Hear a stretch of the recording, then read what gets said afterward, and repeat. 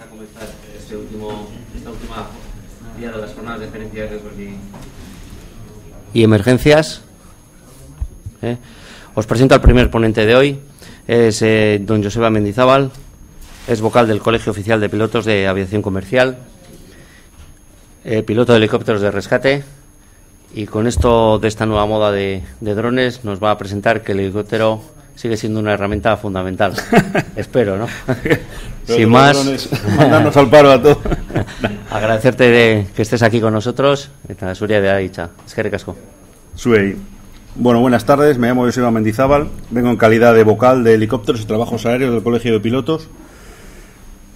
Como institución que vela por la profesión, agradeceros a todos vuestra invitación. Muchísimas gracias a la organización por contar con nosotros. Y creo que es una ocasión buena para mostrar un poco una herramienta que, si bien todos la tenemos en mente, hay algo de desconocido en el helicóptero.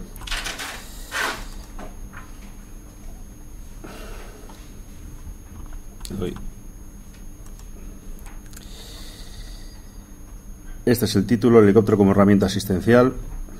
Y me vais a permitir que comience citando a Michio Kaku, uno de los mejores físicos teóricos de hoy día, que decía que en una reunión de físicos que tuvieron, un catedrático de físico les recriminaba que habían hecho más por la divulgación de los principios físicos los escritores de ciencia ficción que el propio gremio de físicos, ¿no? Yo creo que a los pilotos, seguramente, como a otros colectivos, nos pasa a veces que sufrimos de excesiva endogamia y muchas veces hablamos entre nosotros, pero no somos capaces de divulgar o de explicar qué es un helicóptero, cómo funciona, y de esta manera transmitir un poco un conocimiento más exacto de esta aeronave tan peculiar. La idea del helicóptero no es nueva. Leonardo da Vinci, como renacentista, entre otras muchas actividades, la tenía recogida. Él tenía una idea de un plano que girase y pudiese ser capaz de generar sustentación, y a partir de ahí el tiempo se para un poco hasta Juan de la Cierva. El principio del helicóptero, me vais a permitir que haga un poquitín de historia, simplemente por situarnos. Con Juan de la Cierva aparece el autogiro, y el autogiro es una aeronave que no genera propulsión en el rotor principal. Las palas de arriba no generan propulsión, necesita un motor, algo que de alguna manera le empuje, genere propulsión, y las palas giran libremente. ¿Qué ocurre con el autogiro? El autogiro tiene la incapacidad de quedarse quieto en el aire, no puede hacer estacionario, pero tiene la ventaja de que aterriza y despega en muy corto espacio.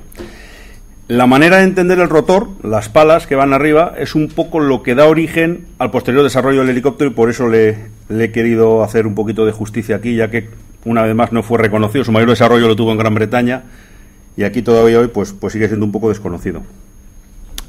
Os decía que el helicóptero es un poco... a veces la gente dice, no, es una aeronave cara, es complicada, Cuando establecemos comparaciones es bueno saber con qué comparamos. Algo es caro, alto, bonito, guapo, barato, si tenemos otro elemento de comparación. Pero es que el helicóptero es la única aeronave que es capaz de quedarse quieto en el aire. Solo el helicóptero puede hacer vuelo estacionario, como el colibrí, que veis aquí en la foto. Y eso es lo que marca las operaciones. Tenemos tenemos aeronaves como los aviones. Un camión pesado puede llevar mucha más carga que un helicóptero medio, pero no hay ninguna otra máquina creada por el hombre que pueda quedarse quieta en el aire y generar un tipo de ayuda, asistencia. Estos son un poco los principios. Igor Sikorsky, ruso emigrado a Estados Unidos, comienza a darle forma a un proyecto de ingeniería que él ya traía desde Rusia. En aquellos tiempos, pues hacía un poco así las pruebas decía, bueno, subir y a ver cuánto aguanta esto. Veis que son aeronaves muy primitivas. Y este es el primer rescate que se conoce hecho con un helicóptero. Todavía no había acabado la Segunda Guerra Mundial, y el helicóptero que tenían estaba Sikorsky, creo que al mando de la grúa, con un capitán de la Marina. Hay un barco que encalla en Estados Unidos, hay que atenderles y deciden probar. Esta es la primera misión que se tiene recogida como de un rescate real usando el helicóptero. Que era 1945, todavía con la guerra, y bueno, se hizo un poco de prisa y corriendo, pero salió bien. Ahí veis un poco Sikorsky como va con una especie de grúa, cincho, mientras otro piloto va al mando, y aquí podemos decir que arranca la historia del helicóptero. Si hacemos historia también en España. Este es uno de los primeros helicópteros, que entonces, lo que hoy es la DGT, entonces Tráfico, que era Ministerio de la Gobernación, Veis que tiene una especie de camilla momia, cubierta. Estos, los que tenemos más años, nos acordamos de una serie que se llamaba MASH, que salían los helicópteros de Corea, era este mismo modelo, que va un herido a cada lado, ¿no? En este caso la camilla va cubierta para proteger al paciente. Como anécdota, deciros que una de las primeras evacuaciones que hizo tráfico en España a un turista alemán, cuando le dijeron que se tenía que meter ahí, salió corriendo. Y de alguna manera, a partir de entonces, pasamos al SAR, la siguiente institución que se hace cargo de los helicópteros en España es el servicio de las unidades de helicópteros del Ejército del Aire, porque aunque la actividad de rescate no es estrictamente militar, por un acuerdo internacional, como en otros muchos países, se decide que sea el Ejército del Aire el que se haga cargo de estas actividades. Todo el mundo ha oído SAR, habéis visto los helicópteros, los Super Pumas operando en muchos lados. Hoy día es una actividad que, excepto en ocasiones puntuales, está transferida a salvamento marítimo y se realiza de forma civil. Ocurre en otros sitios también de Europa y del mundo. Cada país lo tiene organizado de una manera, pero básicamente se procura hacer transición hacia empresas privadas o servicios civiles para este tipo de misiones. Un poquitín de aerodinámica. Yo cada vez que vino a un libro de helicópteros, estas son las páginas que paso rápida porque sigo sin entender prácticamente nada, porque el helicóptero es, como aeronave, es peculiar. Os he puesto un cuadro para que veáis un poquito las diferencias que hay entre lo que sería un avión, un autogiro y un helicóptero. Los americanos al avión le llaman ala fija y al helicóptero le llaman ala rotatoria. Es decir, lo que genera sustentación, lo que realmente hace que la aeronave vuele es, en el caso del avión, el plano, las alas, y en el del helicóptero, las palas. Como veis, lift es sustentación, thrust es empuje, y relative airflow sería el aire que, de alguna manera, dicho de un modo simple, choca con nosotros o nos encontramos a nuestro paso y la manera en que incide. Veis que en el helicóptero el aire entra desde arriba hacia abajo. En el autogiro, como os comentaba antes, son unas palas que giran libremente y entra desde abajo. Y los aviones, pues veis cómo en los planos que son fijos generan la sustentación que permite que volemos. Otro pequeño detalle de aerodinámica. Tercera ley de Newton. Cuando las palas giran en un sentido, ello ocasiona que la célula gire en sentido contrario. Por eso le ponemos, podéis ver abajo, el rotor de cola. Ponemos un rotor de cola para evitar que la célula de la aeronave pues gire libremente. Manera muy fácil de entenderlo: cuando vemos una película en la que el helicóptero le dan un tiro o tiene un problema en el rotor de cola, ¿qué ocurre? Que empieza a girar loca. ¿Por qué? Porque hemos eliminado el sistema que evita el giro, ¿no? Rompemos el par de giro.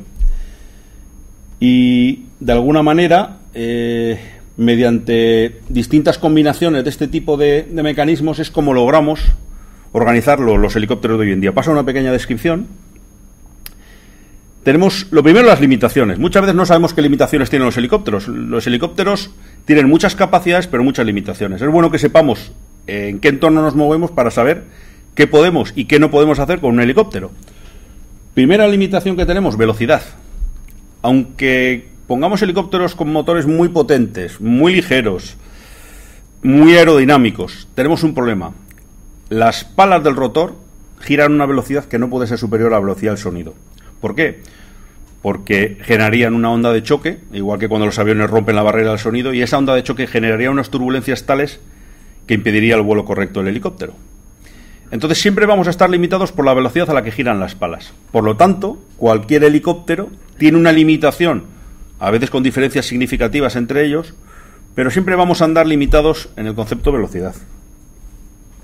Otra limitación muy importante: este es el helicóptero que batió el récord del mundo, tiene una toma en el Everest, es un helicóptero estándar, pero un poco preparado al efecto. Tenemos una situación que es la limitación por altura, calor y humedad, lo que los americanos llaman hot, high and humid. No es otra cosa que la densidad. En el momento que ascendemos, tenemos menor densidad de aire. En el momento que hace calor, hay menor densidad de aire. Si hay humedad, hay menor densidad de aire. Y esto, una manera muy fácil de verlo es, como nosotros estamos en una piscina, el que haya la diferencia de agua salada a agua dulce, es mucho más fácil flotar en agua salada por la densidad. Y al final las palas del helicóptero no son más que unos brazos que, intentando nadar a braza, el aire, como el agua, es un fluido. Hay que enganchar fluido, hay que tener dónde sustentarse. Si me empiezan a quitar densidad, me empieza a faltar donde agarrarme. Y ahí es donde viene la limitación. También es cierto que a partir de cierta altitud nos haría falta oxígeno. Los helicópteros, como norma general, no van presurizados. Se pueden llevar, este piloto llevaba un equipo autónomo de oxígeno, pero no van presurizados. Nuestra operación no es tan alta. Estos son los casos más altos. Yo creo que de rescate ha podido ser también en Nepal, 5.000 metros, no sabría decir exactamente. Pero ese es nuestro techo de operaciones. Tipos de helicópteros. Lo que os comentaba, veis un helicóptero, salvamento marítimo, un rotor principal normal y un rotor de cola clásico. Como veis, el rotor de cola va carenado, es un sistema francés, lo que hace es proteger el rotor de cola, ya no gira libremente, lo cual proporciona una seguridad extra a la hora de operar en un entorno que puede ser arbustos, que puede haber obstáculos, y hace que si tuviéramos personal cerca del rotor de cola, no sería alcanzado por el mismo. ¿Qué desventajas tiene? Pues como todo tiene sus ventajas y sus inconvenientes. Suele robar potencia y pues esto nos resta un poco de capacidad. Hoy día están muy mejorados. Simplemente os hago una pequeña exposición de los distintos tipos para ubicaros. Este modelo de helicóptero tiene un sistema de rotor de cola que se llama no-tail rotor, y si veis justo en el extremo final de la cola tiene como unas rendijitas a través de las cuales por una pequeña turbinita o motorcito echa el aire y lo echa en el sentido que él necesita para generar esa parada del par. Clásico helicóptero que hemos visto también en muchas películas, con los rotores en tándem. Uno va adelante, uno va atrás y cada uno gira en un sentido, con lo cual hemos eliminado el problema del par. Al girar cada rotor en un sentido, eliminamos esa necesidad de rotor de cola. Lo mismo con estos son helicópteros soviéticos. Trabaja con tripulaciones españolas, empresa española para el Ministerio de Agricultura y Medio Ambiente, pero como veis va un rotor encima de otro, cada uno gira en un sentido. Tema del giro de la célula solucionado. Este es muy curioso, de rotores entrelazados. Ahora os pondré una fotografía para que veáis de frente el ángulo en el que giran, en una especie de sincronía de dos rotores. Y como podéis ver, si os fijáis, no lleva piloto. Este es uno de los primeros helicópteros que, habiendo sido concebido para uso con tripulación, ahora mismo se opera en muchos casos como un helicóptero dron, sobre todo en entornos de guerra. ¿Por qué? Permite que una aeronave con mucha capacidad de carga se acerque a una zona hostil con fuego de combate y no arriesgar tripulaciones. ¿Veis un poco el ángulo que tiene de frente? Al girar también dos rotores, uno en cada sentido, pues eliminamos el rotor en cola. Estos son prototipos soviéticos, lo pongo un poco como curiosidad, como anécdota. Son cosas pues aeronaves que se diseñaron en la Unión Soviética, hoy día no se usan ni tienen ninguna aplicación por su coste. Este ya sí se usa en algunas compañías. Veis un poco la comparación, son helicópteros de carga muy pesados. Se utilizan en zonas montaña, zonas remotas, pero son muy pocos los que pueden permitirse esta operación. Son aeronaves muy caras y muy complejas de mantener. Este es un híbrido.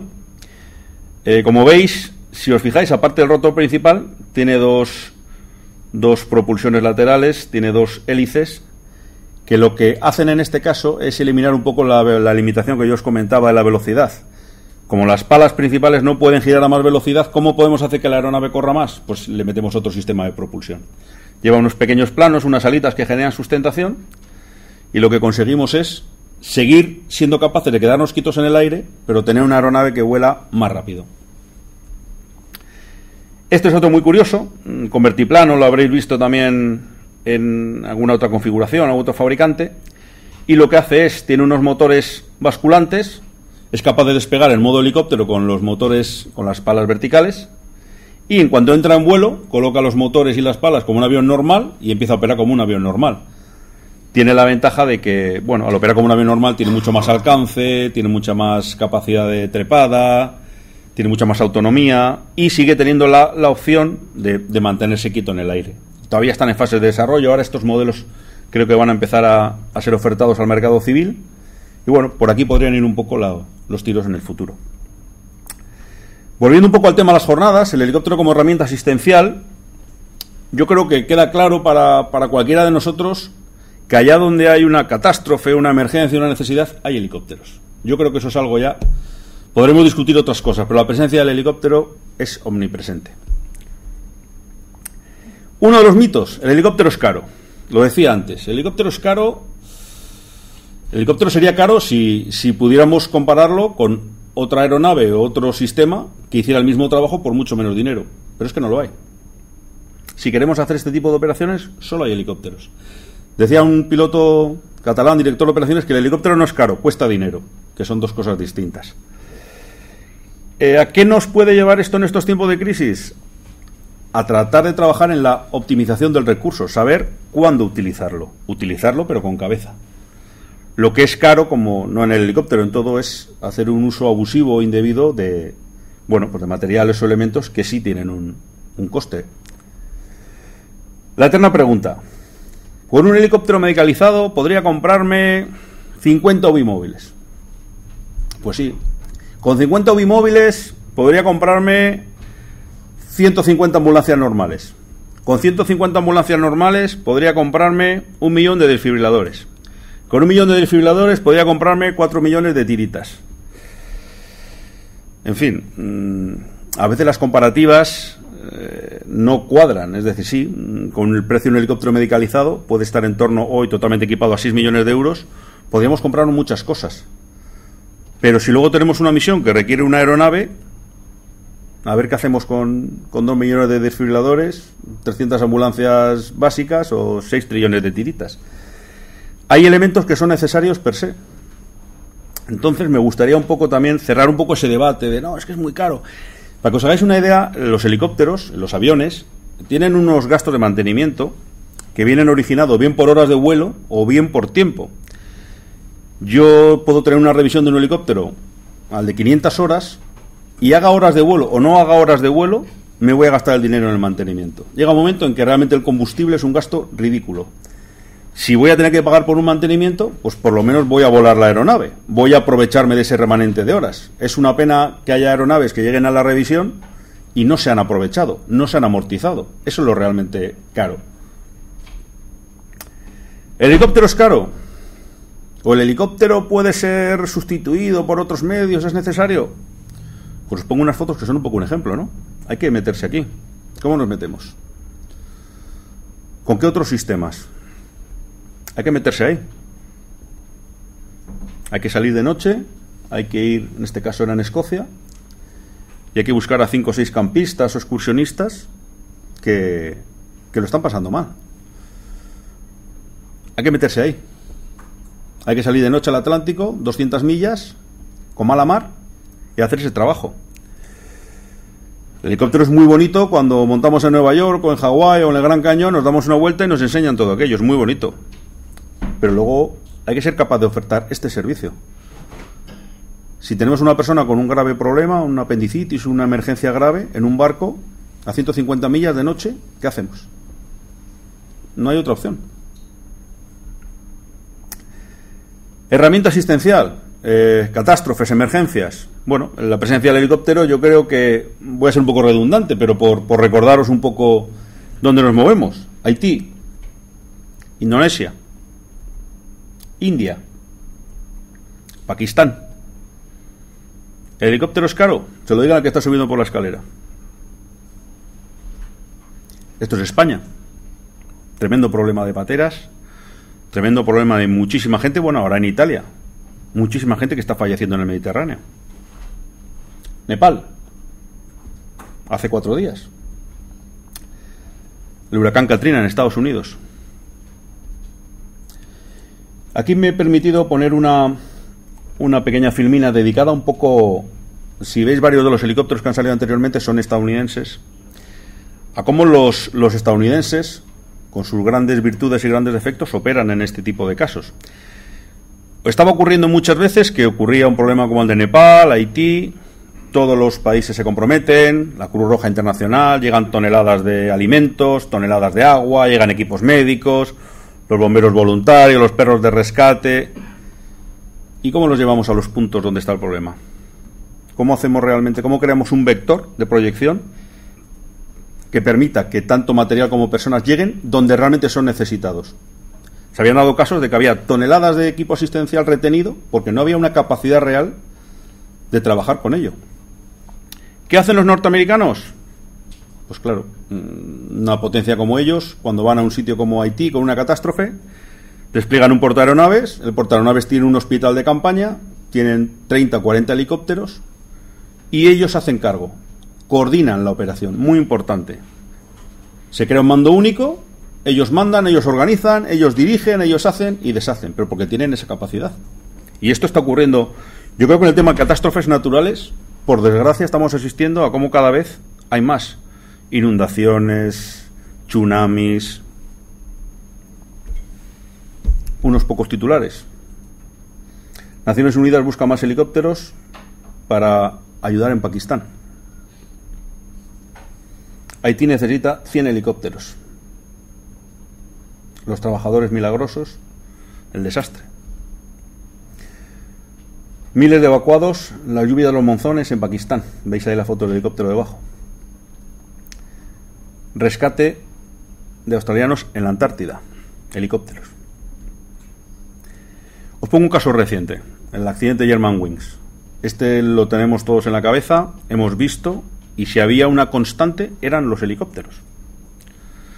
¿Cómo recogemos a las víctimas? ¿Cómo encontramos la caja negra? ¿Cómo desplegamos los equipos de rescate? Los forenses. Fijaos la zona. Fijaos dónde están los restos, cómo trabajan los equipos de rescate. Y a raíz de este accidente ocurrido en Francia, la siguiente pregunta, que yo creo que es un poco por entrar un poco en la miga de las jornadas. ¿Y si esto hubiera ocurrido en Euskadi o en España? ¿Qué capacidad real tenemos de desplegar medios? ¿Cómo nos coordinamos?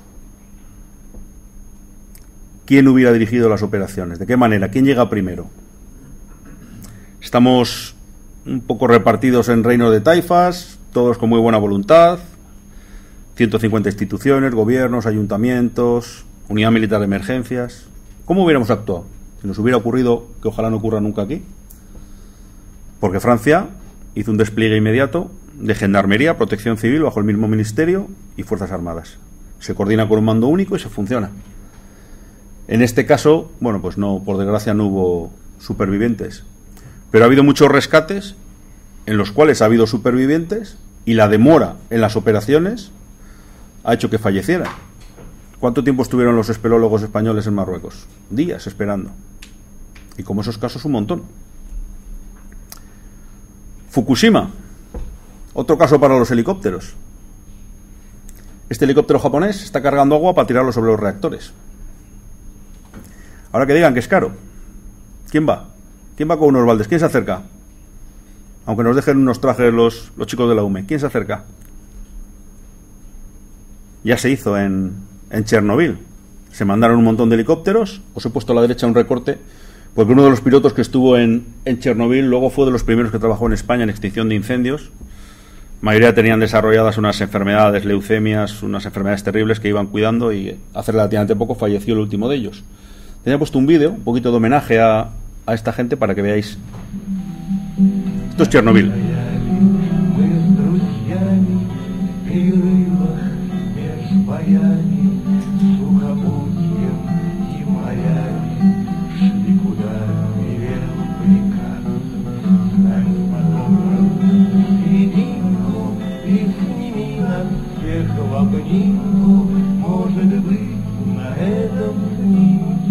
Es un helicóptero, estaban lanzando agua,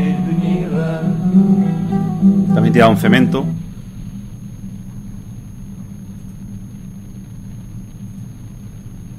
Esto es lo que puede pasar. Ahí tienen la placa. No es ninguna broma lo que estamos hablando. Son operaciones de altísimo riesgo. Y si permitís, entramos un poco en lo que, bueno, un poco yo creo que ya en la miga de las jornadas, ¿no? La gerencia de riesgo y emergencias. Volviendo al punto anterior, que planteábamos la posibilidad de un accidente serio en Euskadi. ¿Cómo se están coordinando las emergencias? Esta frase se la atribuye a Churchill. Señores, se ha terminado el dinero, ahora tenemos que pensar. Estamos en época de crisis, hay que optimizar recursos, hay que sacar el máximo partido, hay que evitar duplicidades y a la vez hay que ser flexibles, rápidos, operativos. Os pongo una serie de casos que conocemos en el Colegio de Pilotos sobre gerencia. ¿Cómo se han coordinado emergencias? Este es un helicóptero del Ejército del Aire portugués de rescate. Portugal con España tiene asignada una zona de rescate en el Atlántico muchísimos miles de millas. Y en su momento una comunidad autónoma asume la competencia de rescate, a la vez salvamento marítimo, competencia estatal, también está en esa comunidad autónoma. Esto fue en Galicia. Y hay una llamada. El helicóptero de la Xunta de Galicia no tenía capacidad para llegar por distancia, salvamento marítimo tampoco, y se recurre a un Super Puma del Ejército del Aire, pero como la competencia está delegada, el Super Puma está en Madrid. Tiene que volar desde Madrid a Galicia y desde Galicia salir de noche. Y finalmente, un montón de horas después, la misión la tiene que acabar una aeronave pesada portuguesa. Galicia tenía 4 helicópteros de salvamento marítimo, y tiene. En unas charlas con un cargo de aquella administración, que hoy ya no están, uno de ellos quería poner otro helicóptero. No contento con 2 propios de la Xunta, quería poner un tercero. Desde el Colegio de Pilotos se le dijo: ¿no será mejor tener 2 bien organizados que tener 3 por tener 3? Bueno, pues a veces sabemos cómo funcionan los temas en política, ¿no? Queremos vender medios, queremos vender números, pero ¿estamos vendiendo realmente? ¿Estamos ofreciendo un servicio eficaz? Otro caso, también en Galicia. Una percebeira de olla fallece tras caer de una roca y arrastrar una hora. El vídeo es dramático. Sale la mujer flotando, intentando aguantar. Se la ve casi hasta resoplar. Sus compañeras lamentan que el helicóptero Pesca 1 con base en Vigo tardó mucho en llegar, 40 minutos. ¿Culpa del helicóptero? No.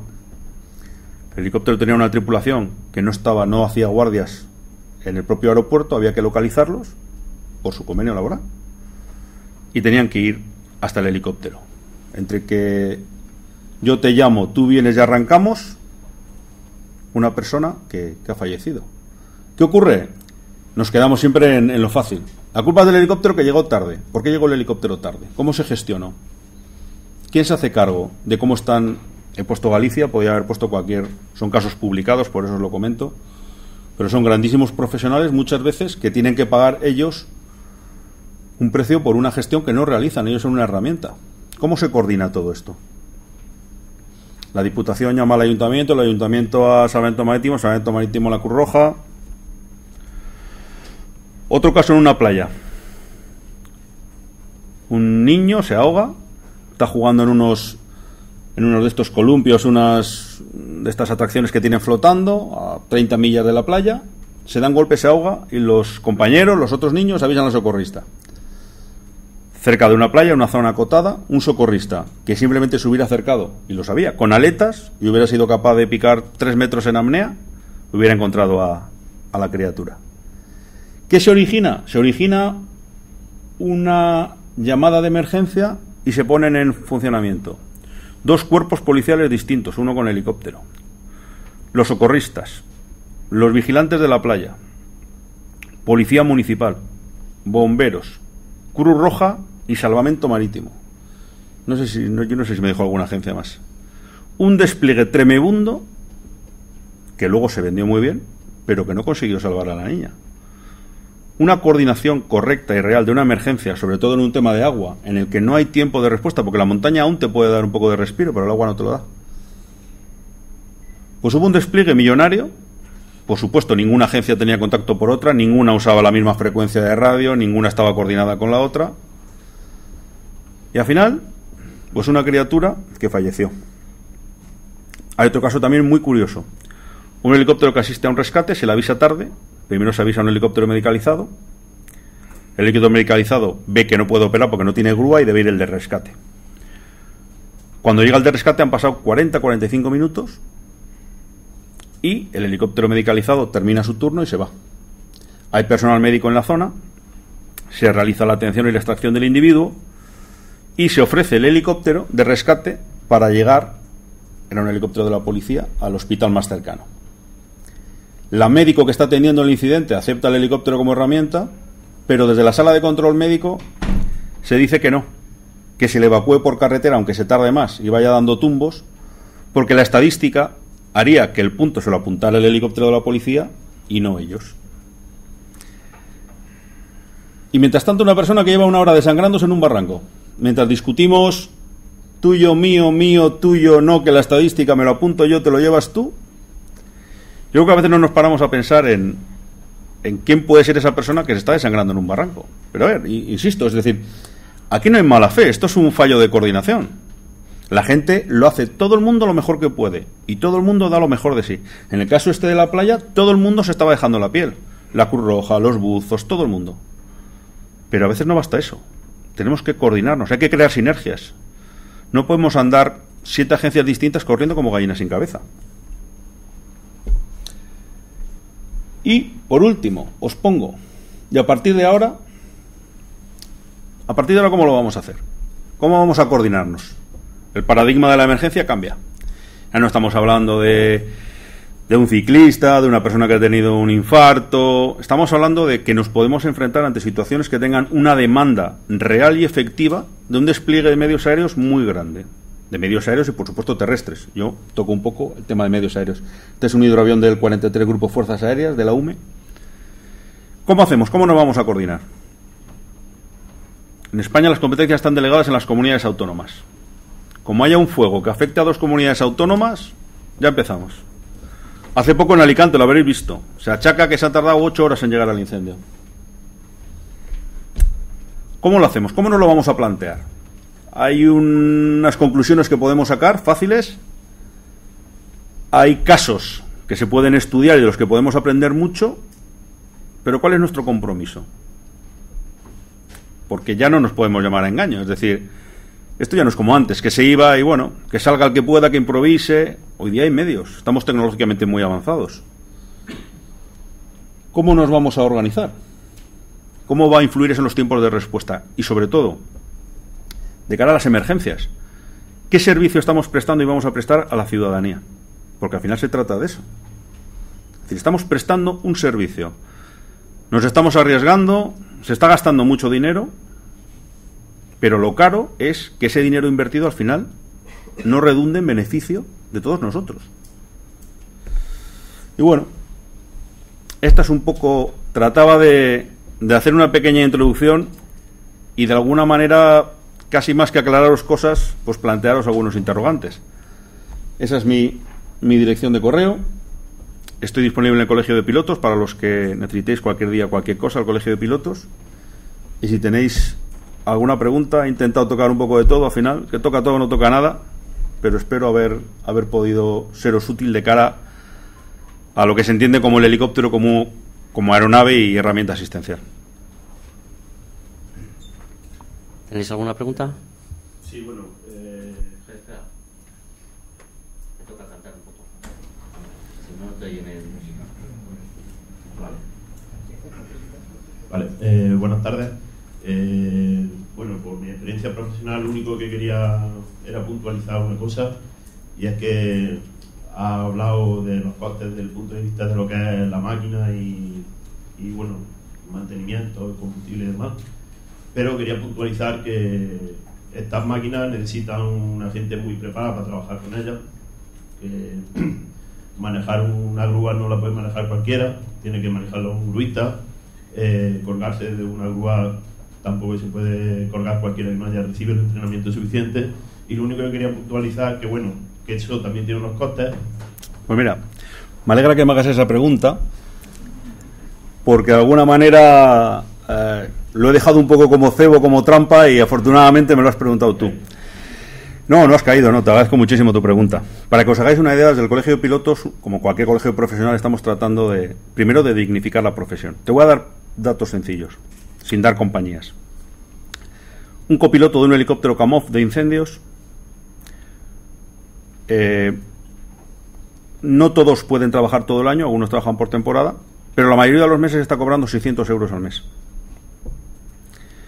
Un comandante de un helicóptero medicalizado, puede estar ganando en torno a 3.000 euros al mes.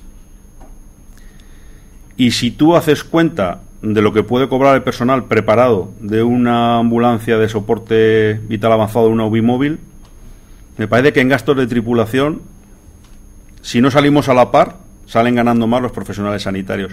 Hay un problema muy serio de reconocimiento de sueldos. Hay otros que estaban cobrando, ni siquiera tenían casi consideración de piloto, eran como tripulantes ayudantes, 800, 900 euros al mes, algunos de ellos teniendo que vivir fuera de su casa. Entonces, sí hay un gasto de tripulación, pero con unos sueldos que nos estamos moviendo en un entorno que yo creo que es muy, muy asequible. Podríamos hablar de lo que puede sacar la empresa con ello. Pero bueno, las empresas como todas están para hacer dinero. Pero para que veas un poco en qué se pueden mover los sueldos de personal que, como tú dices, está altamente cualificado. Ahora mismo en el colegio de pilotos nos encontramos con que chavales que hacen desembolsos de entre 60 y 100.000 euros para ser pilotos de avión y de helicóptero, a veces les ofrecen trabajar gratis, a veces les ofrecen pagar para volar y hacer horas, otras veces te dan 600 euros y te dicen eres un tío afortunado. Cuidado, yo creo que esto es un tema que afecta a toda la juventud en muchos campos, pero para que veas un poco lo que la gente podría decir, hombre, claro, es que un helicóptero es que el comandante ganará 8.000 euros, el copiloto 6.000, el gruista 5.500, nada más lejos de la realidad. Sí, bueno, más o menos yo ya conocía más o menos en qué rango se movía eso y demás, pero bueno, además también conocía el caso personal de este señor que has mencionado, que estuvo en Chernóbil y demás. Lo conocí, tuve la ocasión de conocerlo personalmente, y una de las cosas que se quejaba era que de aquello de Chernóbil lo único que le había quedado era unos cientos de litros de combustible anuales que le daba el gobierno. Ese era el pago. Sí, pero bueno, luego quería puntualizar también que además el equipo de rescate necesita una serie de entrenamientos que ponen su vida en riesgo también en esos entrenamientos. Sí. Por ejemplo, en 2010 recuerdo de un antiguo compañero de trabajo que murió en un accidente de salvamento marítimo junto a otras 3 personas más. Venían de hacer un entrenamiento. Sí, el helicóptero salvamento marítimo de Almería. Sí, eso es. Y luego accidentes también trabajando. Otro compañero también murió en Valencia en un accidente, en una extinción de un incendio en su último vuelo cuando se jubilaba. Y bueno, entonces quería también puntualizar que no solo el coste económico, que también tiene un riesgo muy alto, que también hay que tener en cuenta cuándo se utiliza el helicóptero, cuándo no, y quién puede utilizarlo y de qué manera. Otro de los problemas viene que a veces, sobre todo en un incendio, la mortalidad de los pilotos que vuelan en lucha contra incendios en España es casi el equivalente como si a cada año mataran a 300 o 400 policías en actos de servicio. Es decir, si haces un análisis de los accidentes de helicópteros contra incendios en España, sale bastante menos peligroso ser piloto de un Apache con los marines en Irak que ir a apagar fuegos en España. ¿Por qué? Hay una falta de coordinación aérea, hay una falta de organización a nivel de administración, a nivel de empresas, a nivel de instituciones. Y luego hay una cosa que desde el Colegio de Pilotos tratamos de luchar. En las últimas jornadas de lucha contra incendios se trabajó mucho en ello y se quiere desarrollar, que es la seguridad. No podemos asumir que porque el helicóptero tiene un riesgo inherente debemos aceptar que todos los años va a haber accidentes. Esto es como aceptar que, bueno, es bombero, pues bueno, pues tarde o temprano alguno se irá quemando. El tema de la seguridad es un tema muy, muy delicado. Ha habido muchas carencias y ya no solo dinero, exige también un cambio de mentalidad. Se trata de que las operaciones que tengan un riesgo inherente se ejecuten, pero con la máxima seguridad. Ese es un problema de la seguridad que es casi merece otras jornadas aparte, pero sí, muchas gracias por tu comentario. Vale, gracias por tu intervención, Joseba. Es que recasco. Va a pillar, Elena va a pillar.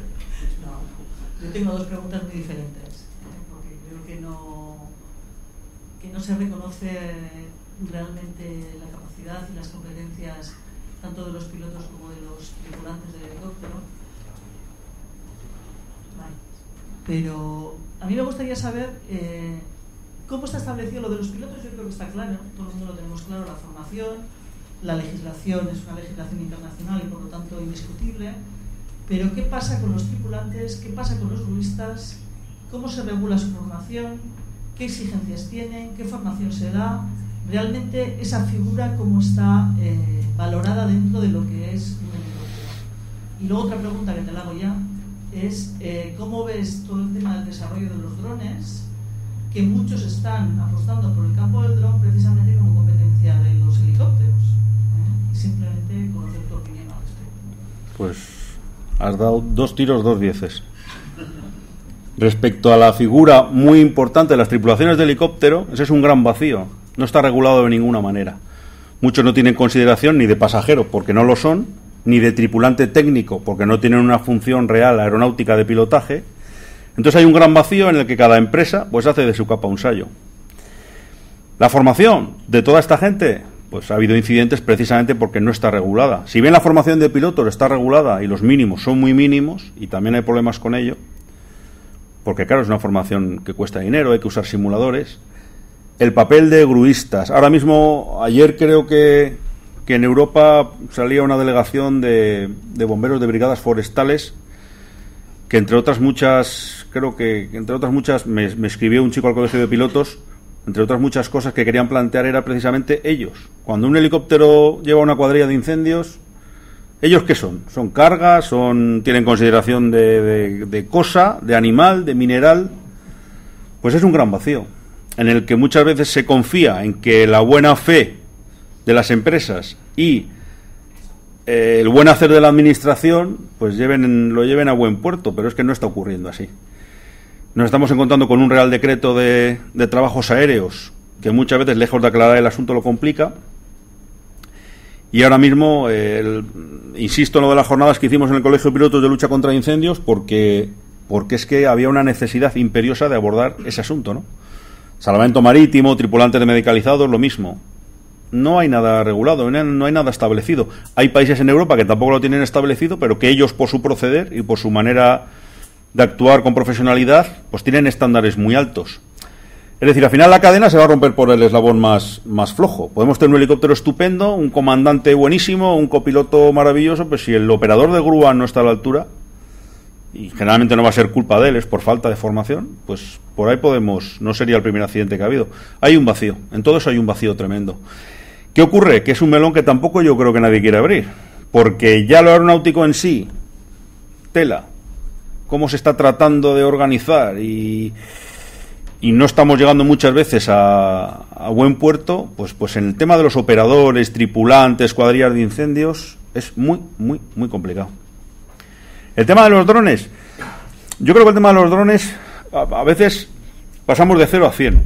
Yo tengo compañeros que dicen, no, eso no vale para nada, los drones no valen para nada. No, los drones no, esos son juguetes y eso no vale para nada. Y otros que ya ven los drones haciendo todo. El dron te va a sacar de la casa, el dron te rescata del Himalaya, el dron apaga los fuegos.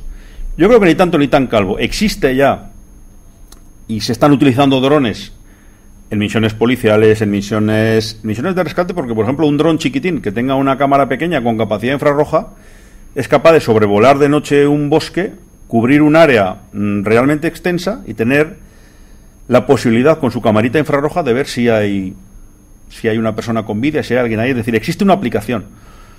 Decía el otro día un ponente de la policía, de la Real Policía Montada del Canadá, que ellos utilizan drones y helicópteros, y que el dron no es una competencia, es un complemento, porque permite dedicar el helicóptero a una labor concreta y seria. Es decir, si hay que sacar a alguien de un barco, si hay que sacar a 2 personas de una montaña, no puede ir un dron. Hoy no puede ir un dron.